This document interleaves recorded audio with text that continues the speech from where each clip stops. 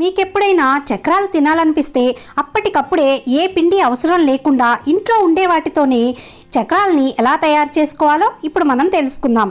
వీటిని అన్నంతో తయారు చేస్తాం. అది ఎలాగో ఇప్పుడు మనం చూద్దాం.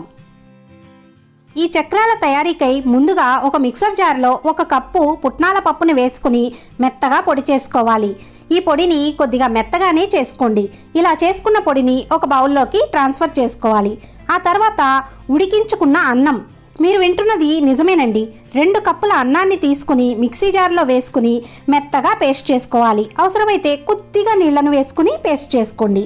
ఇలా చేసుకున్న ఈ పేస్ట్ను కూడా ముందుగా తయారు చేసుకున్న పుట్నాల పొడిలోకి వేసుకోవాలి.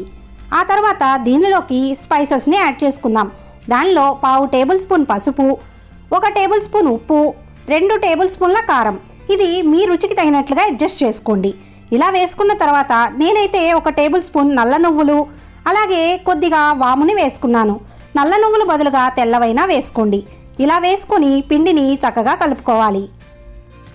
అన్నం ఎంత తీసుకుంటున్నామో అందులో కరెక్ట్గా సగం పుట్నాల పప్పు తీసుకుంటే మనకి పిండి కన్సిస్టెన్సీ మంచిగా ఉంటుంది. ఇలా రెడీ చేసుకున్న తర్వాత చక్రాల గిద్దలకి నూనెని అప్లై చేసుకొని మనం రెడీ చేసుకున్న పిండి ముద్దని కొద్దిగా తీసుకొని చక్రాల గిద్దల్లో పెట్టేసుకోవాలి. ఈలోగా స్టవ్ పై నూనెను పెట్టుకుని వేడి చేసుకోవాలి. ఆ నూనె వేడయ్యిందో లేదో తెలుసుకోవటానికి కొద్దిగా పిండి ముద్దను వేస్తే అది వెంటనే పైకి తేలిందంటే నూనె కరెక్ట్గా వేడిగా ఉన్నట్లు. అలాంటప్పుడు చక్రాల గిద్దలతో మీరు మురుకుల్ని చుట్టుకోవచ్చు. ఎన్ని పడతాయో అన్నింటినీ కూడా చుట్టేసుకోవాలి. మీకు ఇలా వేసుకోవటం కష్టంగా అనిపిస్తే ఏదైనా ప్లేట్ మీద కానీ ఏదైనా గరిటె మీద కానీ వేసుకుని కూడా నూనెలో వేసుకోవచ్చు.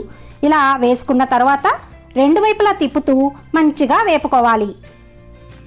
మంటని మీడియం ఫ్లేమ్లో పెట్టుకుని మాత్రమే వీటిని వేపుకోవాలి. లేదంటే పైన కలర్ వచ్చి లోపల మెత్తగా ఉండిపోతాయి. ఇలా చేసుకోవటం వల్ల కరకరలాడుతూ చాలా బాగా వస్తాయి. చూడండి, బబుల్స్ అన్నీ ఆగిపోయాయి. అంటే మనకి ఈ చక్రాలు మంచిగా వేగినట్టు. వీటిని తీసుకొని ఒక ప్లేట్లో పెట్టుకోవటమే. ఇంతేనండి, కరకరలాడే చక్రాలు రెడీ అయిపోయాయి. ప్రతి ఇంట్లోనూ అన్నం కంపల్సరీగా ఉంటుంది కదండి. మీకు ఎప్పుడు తినాలనిపిస్తే అప్పుడు అన్నంతో ఇలా చక్రాలని చేసుకోండి. ఎంతో టేస్టీగా కరకరలాడుతూ ఉంటాయి.